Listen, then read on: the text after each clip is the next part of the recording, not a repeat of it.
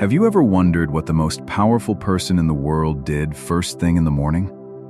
I'm talking about Marcus Aurelius. The guy had an entire Roman Empire to run, constant chaos and unimaginable stress. But he didn't start his day by panicking, rushing, or checking his version of a notification screen. He protected his early mornings fiercely, using a very specific routine to build resilience before the world could get to him. Honestly, discovering how the Stoics approached their mornings completely changed the game for me. So today, we're diving into the 7 morning habits that can actually transform your life. It's not about cramming more productivity into your schedule, it's about deciding who you want to be today. Plus, I've included a simple, 5-minute guided meditation at the end so we can practice this stillness together before you even start your day. When you wake up, the world is still asleep. That quiet room isn't just empty space. It's a blank page. And yet, most of us let our phones fill it in before we even pick up the pen ourselves. You know, the Stoics made this massive mental shift, one that can truly transform your life. They stopped letting the morning just happen to them, and they started creating it. Seneca said it perfectly.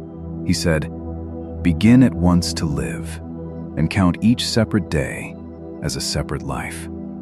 Don't measure your life in years.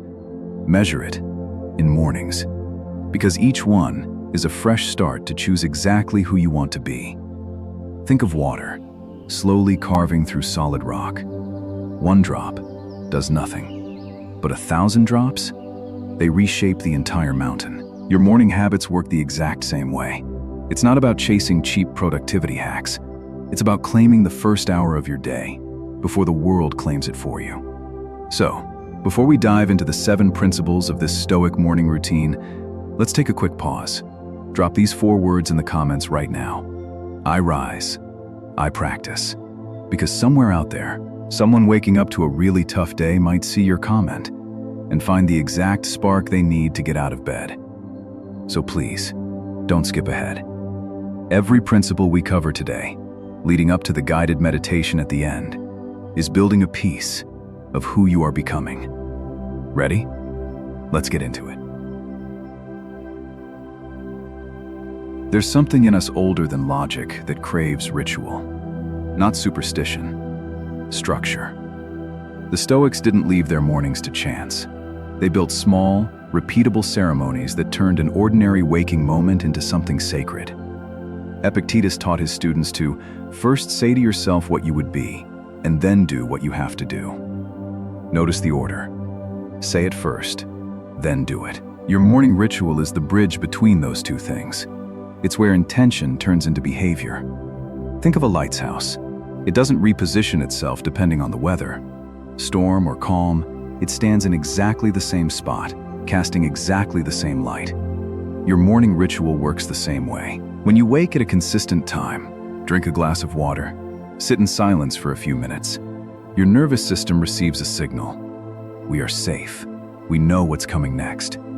And in that safety, your mind stops spinning and starts focusing. Here's a concrete example. Navy SEALs are trained to make their bed the first thing every morning. Not because a tidy bed matters strategically, but because it's the first small win of the day.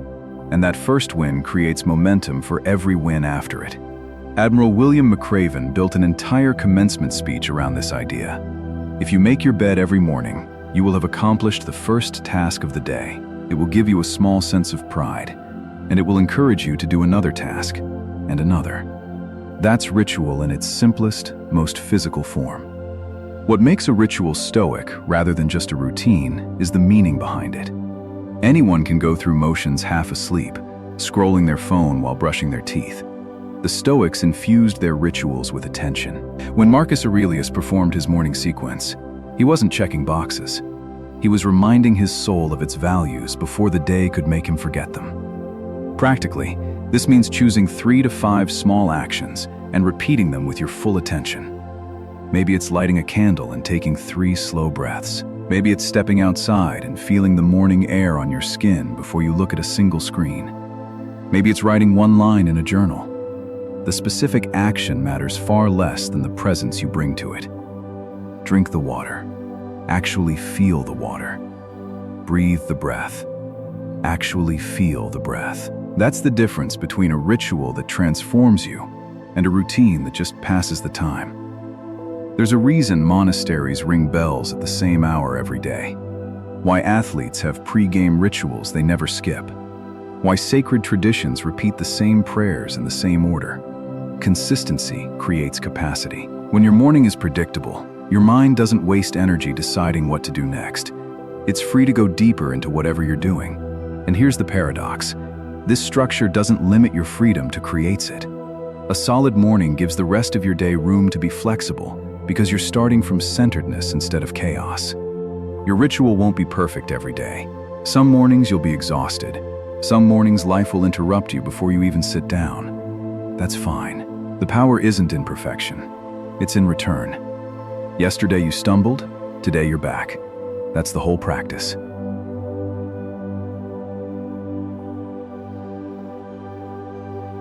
Your body remembers what your mind tries to forget. It holds yesterday's tension in your shoulders, stores stress in your chest, and carries last week's burdens straight into today's dawn. Whether you invited them or not, the ancient Stoics understood a profound truth that modern life often overlooks.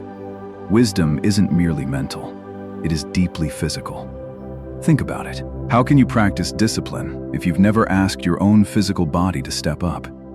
How can you cultivate inner wisdom if you are completely disconnected from the very vessel that carries your soul? When the philosopher Emperor Marcus Aurelius prepared for his day, he didn't just sit and reflect in a quiet room. He moved. He understood that a stagnant body inevitably creates a stagnant, heavy mind. The early morning is that sacred window where your physical body and your spirit get to reconnect with each other, not through force, but through a genuine desire to awaken from within. Just look at how nature wakes up. A cat doesn't consult a high-intensity workout app. It stretches fully, instinctively, luxuriously. A dog doesn't count repetitions. It shakes off sleep, stretches its spine, and plays. Movement to them isn't an obligation. It's pure joy. Somewhere along the line, we humans made a tragic mistake. We turned movement into a chore we owe our bodies instead of a gift we give them. In fact, many people make the mistake of piling more stress onto their morning routine. They treat exercise as just another pressure-filled task to check off a long to-do list. Burning calories, hitting step counts, forcing their bodies through pain. The Stoic approach is completely different. Movement is a meditation in motion. It is your body's gentle way of saying, I am here. I am in this present moment. I am alive. When you move with intention in the morning, you give your feet a chance to feel their own strength, allowing your soul to remember how sweet it is to be alive. You are listening to your body instead of overriding it. Consider a modern example. Basketball icon LeBron James reportedly spends over $1 million a year on his physical form, recovery, mobility work, and movement therapy. He isn't chasing vanity or aesthetics. He is treating his body as a sacred vessel that enables him to perform at his highest level. But you don't need $1 million budget. You don't need fancy equipment. You only need 5 to 10 minutes of honest, conscious movement each morning, done with presence instead of on autopilot. What transforms a simple stretch into a Stoic practice is your mindful attention. As you gently reach, you feel your muscles lengthening. You feel your blood beginning to circulate, carrying fresh life to every cell. You begin to realize, this is my body, not anyone else's. And in that awareness, a deep, active love for yourself blossoms. Not a forced affection, but a natural gratitude for your body simply being what it is. Practically, this can be remarkably simple. 5 to 10 minutes of soft, steady movement. Maybe it's gentle stretching, feeling each joint wake up one at a time. Maybe it's a quiet walk outside, letting your legs remember their power before your mind starts racing. Maybe it's yoga, or simply dancing to one song that makes your heart feel alive. The specific form matters far less than the intention behind it. This is movement as gratitude, never movement as punishment. The way you move through a stretch in the gentle morning light is training for the way you'll move through a hard conversation at noon. You know what you consume first thing in the morning becomes the soil your thoughts grow in for the rest of the day? We are usually so careful about what we eat for breakfast to keep our bodies healthy, but we so often forget to feed our minds. People who truly understand themselves, the wise ones, the thinkers, they don't start their days absorbing gossip, trivialities, or random internet noise. They feed their minds deliberately, almost sacredly, with wisdom, philosophy, and psychology, because they understand a fundamental truth. Mental nutrition is just as important as physical nutrition, maybe even more so. The very first thing you think about when you open your eyes, the first words you read, the first ideas you entertain in your head, those are the lines of code you're using to program your mind for the day. Psychologists call this the priming effect. If you prime your mind with drama, you'll view your entire day through a lens of exhaustion and judgment. If you prime it with wisdom, you'll face everything with calmness and empathy. The tale of two mornings. Try to visualize and compare these two mornings. Morning 1. You wake up and immediately reach for your phone. You mindlessly scroll through social media, absorbing a chaotic mix of good and bad news, breathing in manufactured outrage, looking at perfectly curated lives, and instantly comparing them to your own. Morning 2. You refuse to do that. You wake up and replace that habit with reading just one short passage, something that nourishes your mind, brings a mature perspective, and fills you with positive energy before the noise of the day can get a single word in. Tell me, which morning produces a calmer, wiser version of you by 9 o'clock? Stimulating what you already know. This isn't just about cramming in new information. It's a way to stimulate knowledge, to awaken the profound truths you already know but have somehow forgotten under the crushing pressure of daily life. Take the Roman Emperor Marcus Aurelius. His private journal, what we now call meditations, was never written for an audience. He wrote it in the quiet early hours, simply to remind himself how he wanted to think and respond, before the overwhelming pressure of running an empire could talk him out of it. He was, in effect, programming his own mind before the day could program it for him. The practice? Quality over quantity. And here is how you can practice this. It's incredibly easy. You don't need to read for hours on end like Bill Gates or Warren Buffett, and you don't need to force yourself to finish a whole book. You just need to read for one single reason, to find one paragraph that actually lands, one sentence that stops you in your tracks, makes you think, and say to yourself, yes, that is exactly who I want to be today. That is worth 1,000 times more than skimming 10 chapters while half asleep, letting the words just wash over you without stirring any real emotion. Quality always beats quantity. Depth always beats breadth. Transformation is always better than mere information. Choose your source of nutrition smartly. It could be a meaningful poem, a beautiful piece of music, or spiritual texts that make your core values feel full and complete. Your choice of mindset shapes your thoughts, and your thoughts drive your actions. You are the gatekeeper of your own mind.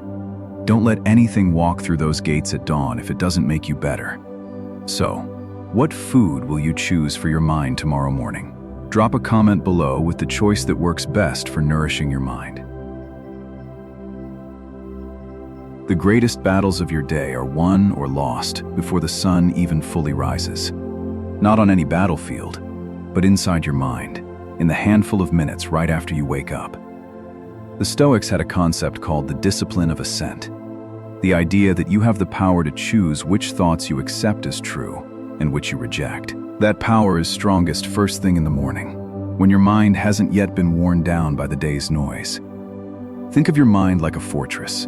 Every day, outside forces try to breach its walls. Anxiety about a deadline, worry about a relationship, anger about something that happened yesterday. If you wait until those forces are already at the gate, you're playing defense the entire day. But if you fortify your mind before the siege even starts, you meet everything from a position of strength instead of reaction. Here's a real-world version of this. Elite athletes almost never walk into competition without mental preparation. Michael Phelps, before every Olympic race, would run through the entire race in his head, stroke by stroke, including imagining things going wrong, like his goggles filling with water. So that when it actually happened in the 2008 Beijing Olympics, he wasn't shocked. He'd already rehearsed the response. That's not luck. That's morning preparation applied to competition. Your version of this doesn't need an Olympic pool.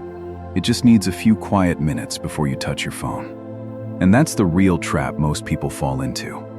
The moment you check your phone first thing, you hand your emotional state to whoever sent the first message. Someone else's emergency becomes your urgency.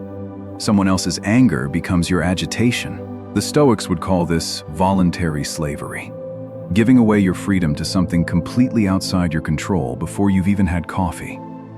Marcus Aurelius practiced what we might now call morning mental rehearsal. He'd remind himself, "Today I will meet people who are ungrateful, arrogant, deceitful, but I will not let their behavior disturb my peace, because I am in control of my response, not their actions." He wasn't pretending difficulty wouldn't come. He was choosing in advance how he'd meet it. Seneca wrote, "We suffer more in imagination than in reality." Morning preparation flips that around. Instead of rehearsing worst-case panic, you rehearse best-case response. Instead of visualizing failure, you visualize resilience. You decide the perspective that shapes your entire day. When you start the day with a chosen response, the world will not choose for you. And this is especially powerful when you do it first thing in the morning, right as you wake up. You naturally shift from facing problems to catching opportunities. Practically, from tomorrow, before you check a single notification and scrolling your phone, spend few minutes asking yourself 3 questions. What's one challenge that might show up? And how do I want to handle it? What's already good in my life right now, before anything even happens today? What kind of person do I want to be today, regardless of what happens? That last question matters more than people realize. It works like psychological armor.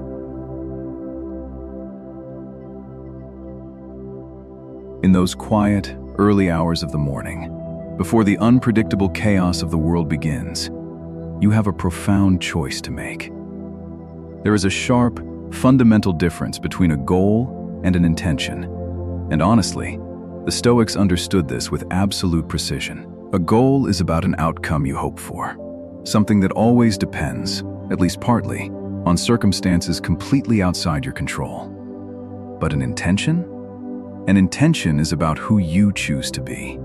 It depends entirely on you, regardless of what the day decides to throw at you. When you set an intention instead of just a goal, you instantly release the anxiety of the outcome. You stop measuring your worth and your world by mere results. Instead, you measure it by alignment. Because when you focus on your character rather than just your achievements, the achievements you do reach become so much more meaningful. Stop the drift. Claim your story. If you just let a day happen to you, going through the motions, you're drifting instead of directing. You're reacting instead of responding. Setting that morning intention is how you stop the drift. It's how you step up to be the author writing the story of your day instead of just playing a background character in someone else's script. Think about Marcus Aurelius. He couldn't control whether his armies would win a battle, whether his advisors would stay loyal, or whether his own health would hold up under the immense strain of ruling an empire during a plague. But every single morning, he could control his character. He would gently remind himself, "Today, I will be just. Today, I will be patient. Today, I will be courageous." Notice the phrasing. Not "today I will win," but "today I will be worthy of whatever comes." That distinction? That is the beating heart of Stoic wisdom. Outcomes are often beyond your reach, but your choices, your character, your response, that is your kingdom. And the morning is exactly when you quietly claim it. Direction, not perfection. Think of your intention like a compass. A compass doesn't guarantee you'll reach a specific destination, and it certainly doesn't smooth out the rocky terrain in front of you. But it always points true north. Your morning intention works the exact same way. It doesn't promise a perfect, frictionless day. This practice isn't about becoming perfect, it's about direction. It gives you a true north to return to whenever you get lost in the noise. This practice is exactly how you maintain control over yourself when the world spins out of your grasp. You cannot control if someone cuts you off and causes a massive traffic jam, but you can intend to respond with calmness instead of absolute rage. You cannot control whether your big project will be a massive success, but you can intend to show up with your absolute best effort, regardless of the outcome. You cannot control whether the people around you will appreciate or validate you, but you can intend to act with pure integrity. Your morning intention isn't just a nice, fleeting thought. It is the activation of your personal power, your consciousness, your deep inner strength. The practical application. So, practically speaking, after your ritual, your movement, and your nourishing your soul, ask yourself one simple question. How do I want to show up today? Not, what do I need to accomplish, but how do I want to be present? Maybe today your intention is to listen more than you speak. Maybe it's to respond with patience when someone is being incredibly difficult. Or maybe it's simply to stay grounded when everything around you gets chaotic. Write your intention down. Read it out loud if you find that helpful. Keep it as a quiet awareness humming in the background as you move into your day. And here is the real magic. When you find yourself stressed, triggered, or reactive later in the afternoon, pause. Take one deep breath and ask yourself, wait, what was my intention this morning? That one question alone can pull you back to center faster than almost anything else. You know who you stand for. You know how you move through this world. You know, there is a principle that might just be the most quietly powerful of them all. A deep, profound gratitude that literally changes everything. The practice of gratitude is actually so much simpler than we make it out to be. It's not the shallow, mechanical kind where you just list 3 things out of habit. Gratitude is a conscious awareness of what we actually have. It's not about material wealth. It is the profound recognition of our raw, human abilities. The ability to think, the ability to choose, the ability to love, and the ability to grow. Marcus Aurelius once wrote, "When you arise in the morning, think of what a precious privilege it is to be alive, to breathe, to think, to enjoy, to love." Remember, this was a man who lived through war, betrayal, and a devastating plague. He didn't choose gratitude because life was easy for him. He chose it because gratitude made an extremely difficult life bearable. Here's what most people completely misunderstand about this practice. It isn't about pretending everything is fine. It is about acknowledging the good that remains, even when things are hard. It is awareness, even in struggle. It is finding the gift, even in challenge. It is choosing growth, even in darkness. When life gets chaotic, gratitude becomes your anchor in the storm. The tale of 2 realities. Try to picture this. Think of 2 people facing the exact same difficult situation. The first person, they instantly focus on the negative.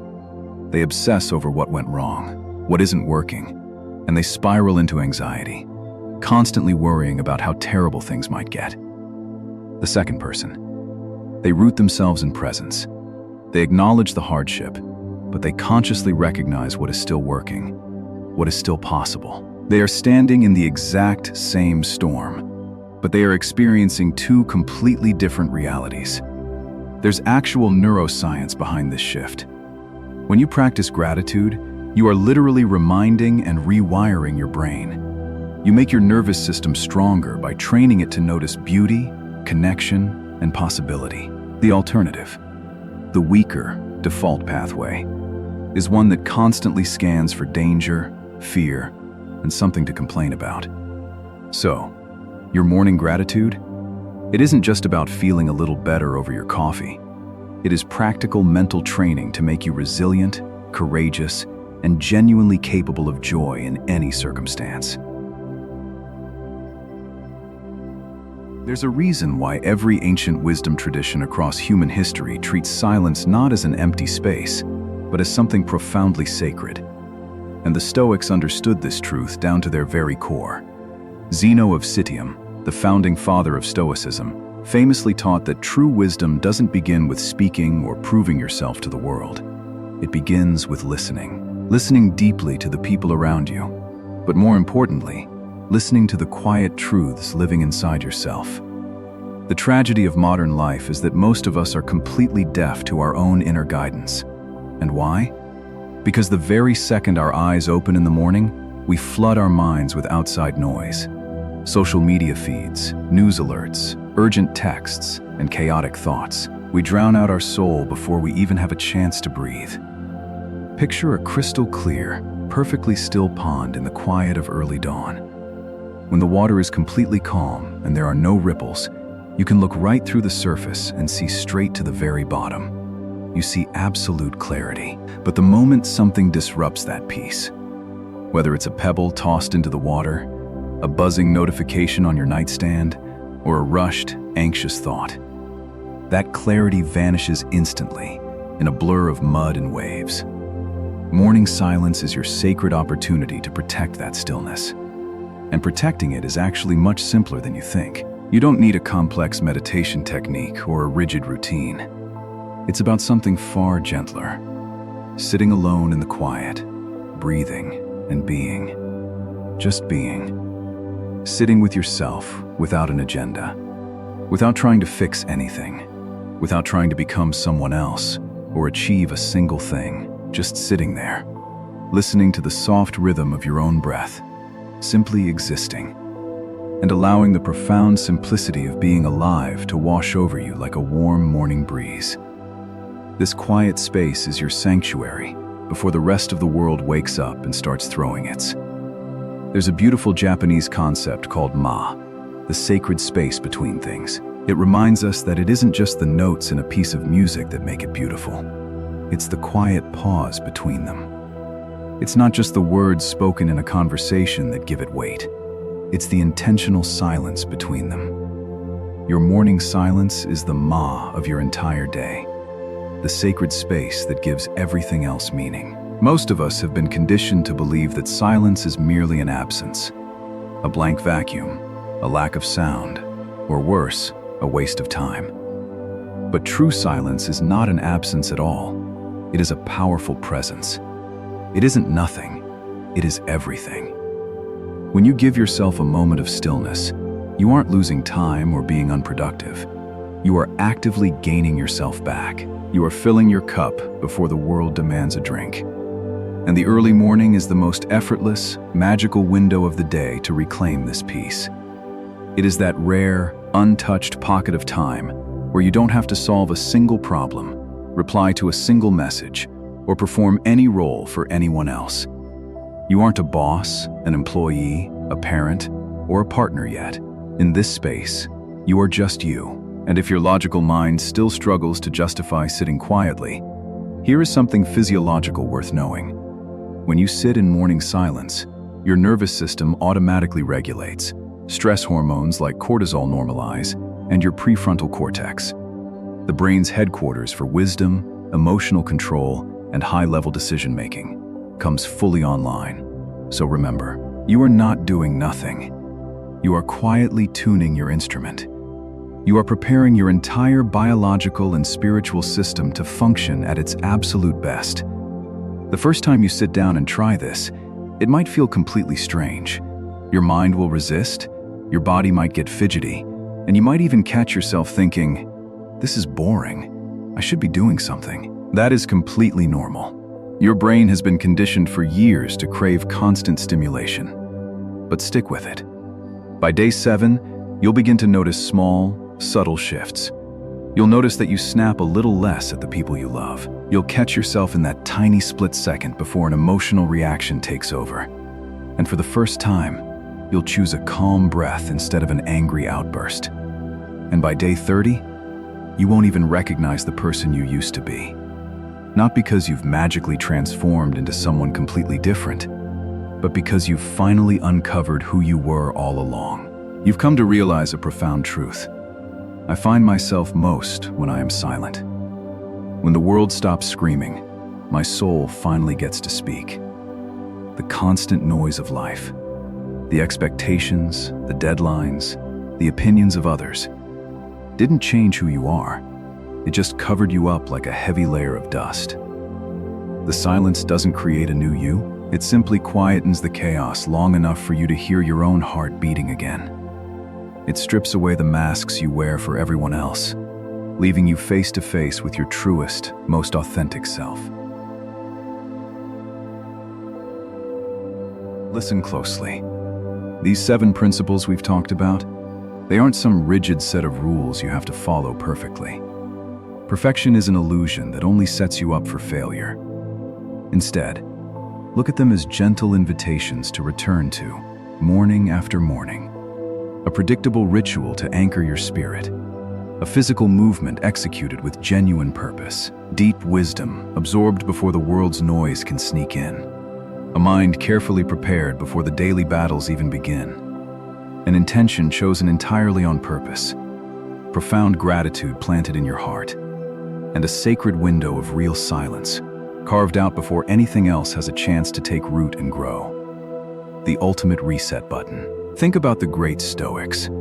Marcus Aurelius, Seneca, and Epictetus. They didn't live easy, comfortable lives. They faced brutal wars, painful exiles, profound personal loss, and unimaginable uncertainty. Arguably far more chaos than most of us will ever have to face in our lifetimes. But in the midst of all that heavy turbulence, they discovered something incredibly timeless. The morning is a reset button. It does not matter what happened yesterday. It doesn't matter if you lost your temper, failed at a massive project, or simply drifted mindlessly through the afternoon. And honestly, it doesn't even matter how many mornings you've already missed this practice. The beautiful, liberating truth is, you get to begin again tomorrow. That is not just some poetic metaphor to make you feel good. It is a literal, practical, undeniable fact about how your day gets built from the ground up. Meeting the sunrise. You are watching your own transformation happen in real time. The reality is, the sun is going to rise tomorrow, whether we are ready for it or not. The world is going to wake up and start spinning, but how we choose to meet that sunrise? That is entirely up to us. Your morning isn't just a warm-up routine. It isn't just preparation for your real life. When you elevate those early hours and treat them as something truly sacred, when you intentionally fill them with ritual, silence, movement, wisdom, intention, and gratitude, you aren't just improving your morning schedule. You are actively stepping into the person you were always meant to be. Before the world wakes up to disturb you, before the emails pour in, before the sudden emergencies, and before the endless demands of others try to pull you in 100 different directions, claim your space. Use this time, this quiet, this profound choice wisely and consciously. Treat it exactly like the rare, beautiful gift it truly is. Now let's do the practice together, from start to finish, exactly as promised. You can do this right now if you're sitting somewhere comfortable, or save this exact section and come back to first thing tomorrow morning before you touch your phone. Find a seat, a chair, the edge of your bed, a cushion on the floor. It doesn't matter which, as long as your spine can be reasonably upright without straining. Rest your hands on your lap, palms facing up or down, whichever feels more natural to you. You can close your eyes for this, or if that's not comfortable, simply let your gaze drop softly toward the floor a few feet in front of you, unfocused. That's it. 5 minutes. No app required. No perfect posture required. Nothing to master. Just a decision to sit with yourself before you hand your attention to anyone else. We'll move through this in 5 stages, 1 minute each. There's no need to watch the clock. Just follow along. Now, first, arriving through the breath. Notice one normal breath. Just noticing where you are right now. Inhale through your nose. 1, 2, 3, 4. Hold it. 1, 2, 3, 4. Exhale slowly through your mouth. 1, 2, 3, 4, 5, 6. One more time. With every exhale, let your shoulders drop a little further.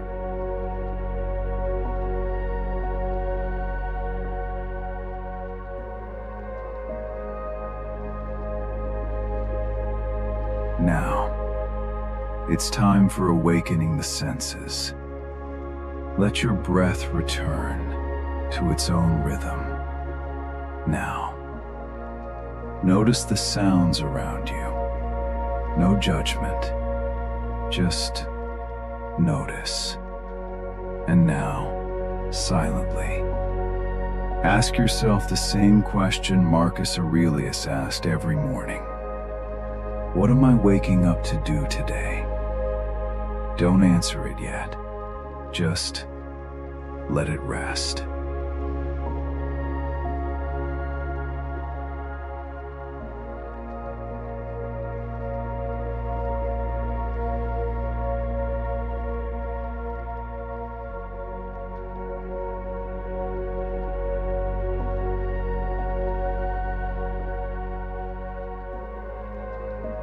You're now resting in stillness.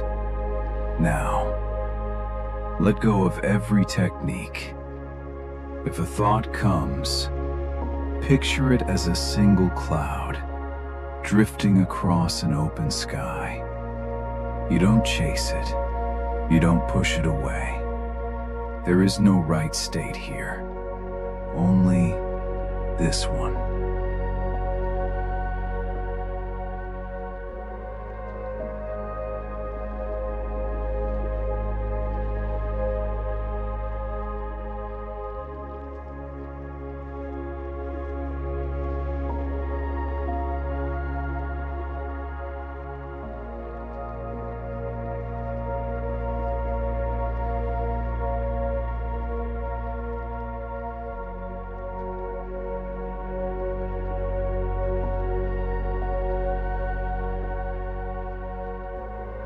It's time for returning to the body.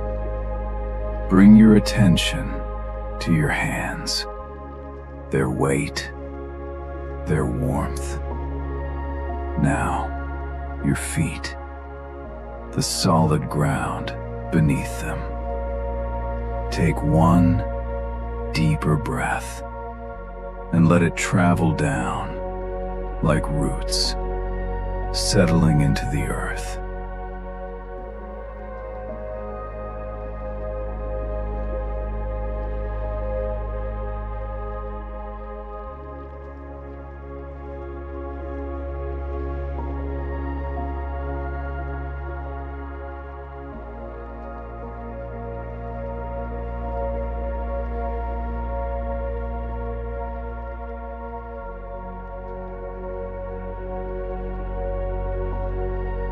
You're now planting your intention.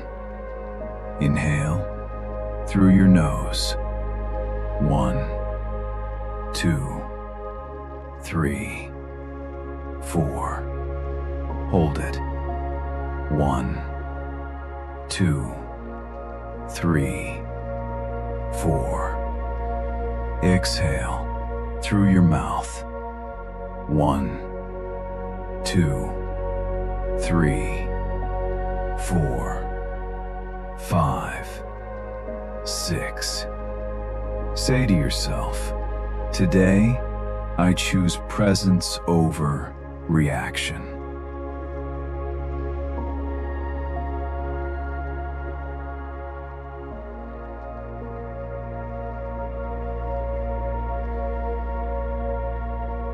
Once more, when you're ready. Only when you're ready. Slowly open your eyes.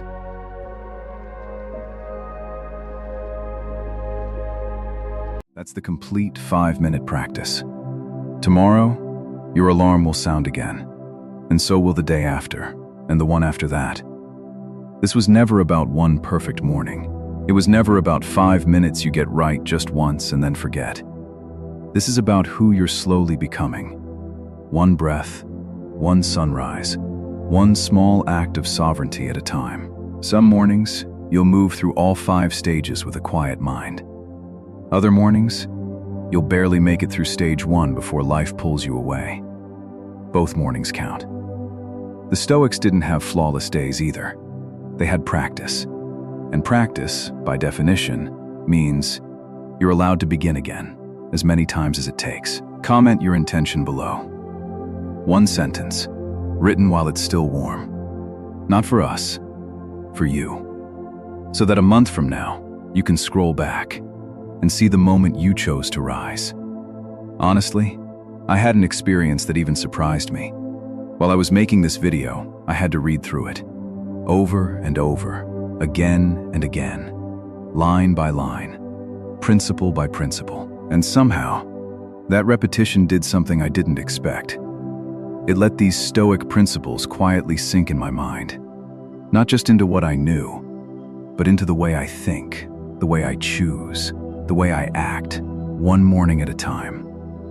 It's been about a week since I've made this video, and I haven't scrolling my phone first thing in the morning. No messages, no news, no noise. Instead, I've been giving myself that first hour back, setting the tone for the day before the world gets a vote in how I feel, and giving myself at least 5 quiet minutes of real stillness, the kind where I'm not solving anything, just being. And I can feel it. Something has genuinely shifted. Not a dramatic transformation, just a quieter kind of self-mastery. A little more emotional control when things don't go as planned. A little more presence when someone's talking to me. A little less reaction, a little more choice. That's the part nobody tells you about intentional living. It doesn't feel like fireworks. It feels like slowly becoming someone a little steadier than you were yesterday. So here's what I'll ask of you. Try it. Just a few minutes from tomorrow morning. Actually try it. And if this resonated with you, hit that like button, share with someone who need to hear it, and subscribe to Bella Moon. We're not building a channel. We're exploring ways to heal, to overcome obstacles, and to become better. Together, for people who choose to live extraordinarily on purpose. This is how transformation happens. This is how you become who you truly are. Write a comment for your final commitment, right now. Thank you for being here. Thank you for choosing to grow, even when it's hard. Thank you for rising, not just right now or tomorrow, but for as long as it takes to become who you're meant to be.